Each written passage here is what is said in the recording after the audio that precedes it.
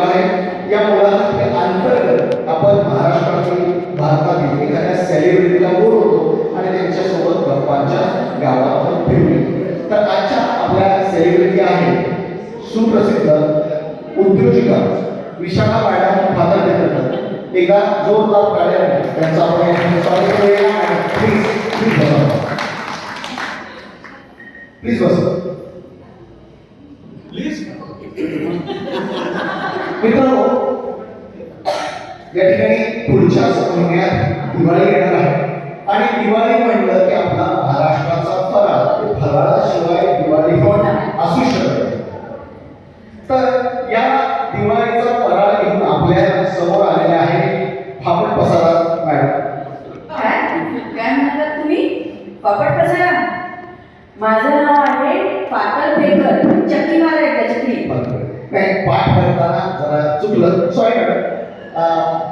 तर मला असं म्हणायचं होतं की तुमच्या संस्थेमार्फत, तुमच्या व्यवसायामार्फत जो फराळाचा आंतरराष्ट्रीय दर्जा तुम्ही गाठला आहे त्याबद्दल तुम्ही काय थापा मारा? काय म्हणजे तुम्ही काय माहिती द्या प्रेक्षकांना, आपण माहिती द्या.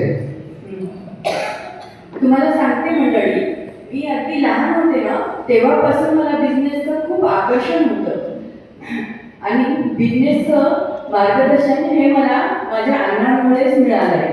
अण्णा म्हणजे माझे बाबा.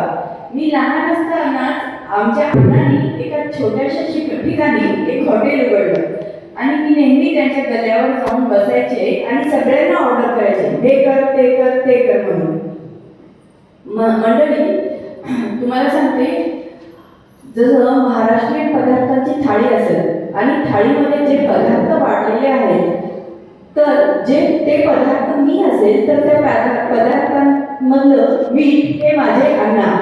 वा, काय सुंदर प्रतिमा दिली. म्हणजे अण्णा म्हणजे मीठ असं तुम्हाला म्हणतात. अतिशय अतिशय सुंदर पेंटिंग. मग पुढे काळांतरानं काय झालं, मी 15 वर्षाची असतानाच ग्राहक पेठमध्ये माझ्या स्वतःच्या हाताने बनवलेल्या पदार्थांचा स्टॉल मांडला. वा, छान. मॅडम, मध्ये फक्त इंटरव्ह्यू करतो, मग त्या स्टॉलच्या फराळामध्ये तुम्ही अण्णांना टाकलं होतं का? म्हणजे कसं आहे, मला तुम्ही म्हणला ना, तुम्ही उपमा दिली की अण्णा म्हणजे मी, म्हणून मी काय म्हणतोय, बसल्या बसल्या एक पंच तयार करा, त्या फराळात अण्णांना टाकला असेल.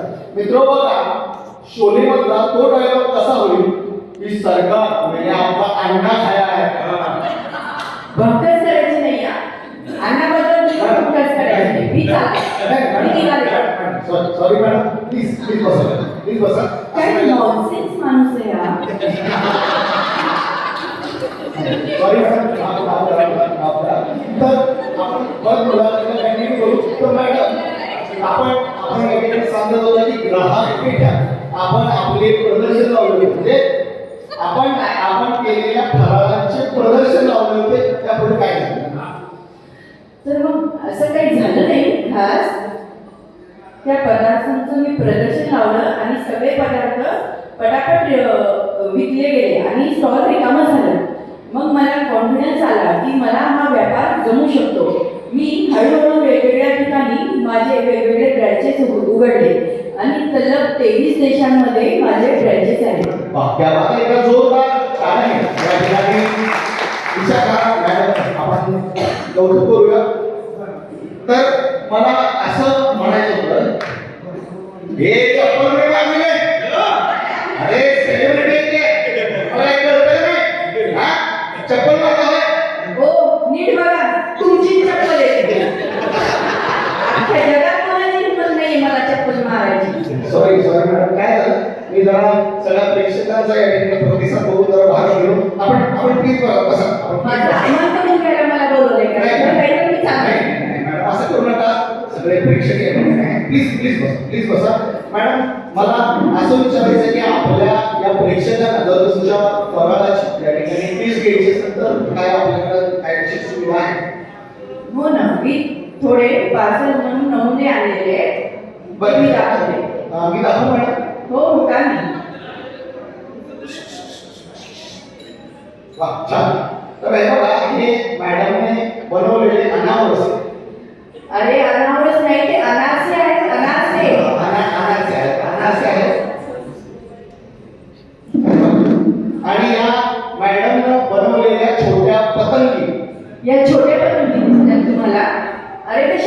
शंकरपाळी एक शंकरपाळी.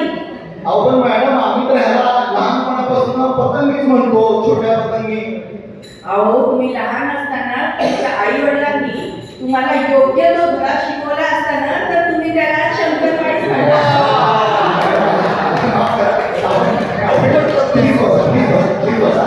आता त्या मुलासाठी नंतर आपण मनोरंजनाच्या कार्यक्रमाकडे वळणार. पण हे काय आता मध्येच मनोरंजनाचा कार्यक्रम? अहो मॅडम मनोरंजनाचा कार्यक्रमच महत्वाचा आहे, त्यात आपण मुलाचा कार्यक्रम मिसळला. मग मी जाते, माझं खूप काम आहे. प्लीज बसा. मॅडम प्लीज बसा. आता या ठिकाणी मी तुम्हाला एक गाणं वाजवून दाखवायचं आहे आणि ते तुम्हाला ओळखायचं, ठीक आहे? हे मला ओळखायचंय. हा तुम्हाला कळलं असं मी परत वाजवतो, काही हरकत नाही. मी सगळेजण ऐका. नाही कळलं. असो पाय आली आली हो आली दिवाळी. दिवाळीचं गाणं म्हणणार नाही, चला ठीक आहे. तुम्ही दुसरं गाणं म्हणा.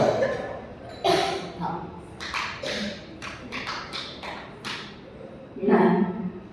अहो मॅडम हे गाणं आहे आली आली हो माझ्या घरी दिवाळी. मी चालू म्हणतात नाही, काही हरकत नाही. तुम्हाला दोन गाणी ओळखता नाही आल्या, आपण तिसऱ्या गाण्यावर ओळखूया. मॅडम मी काय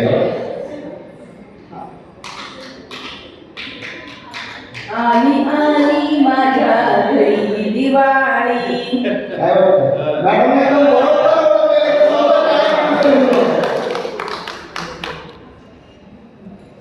आणि मॅडम आता एक शेवटचं या ठिकाणी शेवटचं बरोबर मी काय करतो हे काय आहे? नाही कळलं बघा, परत आहे सगळ्यांनी ऐका. अहो हे काय आहे? हा घोड्याचा डाबाचा आवाज आहे. घोडा जवळ येतोय, जवळ येतोय. super आहे. आता मी येते. हो बघा मॅडम मजा यायला लागली. मॅडम पण मनोरंजनाचा कार्यक्रम टाकला. हो मॅडम तुम्ही घ्या, तुम्ही मला घ्या. जरा ती पिशवी देता का? हो घ्या, तुमची पिशवी. धन्यवाद.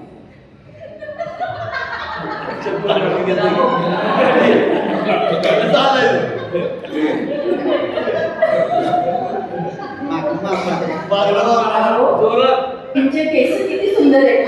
जरा मागे घेता का? अहो माझी बायको पण अशी म्हणते बरं. तुम्ही म्हणता ते घेतो जरा. अहो मॅडम हे काय तुमच्या? अहो ही काठी आहे आणि या काठीनं तुमची चाटी वाजवायची. हो नाही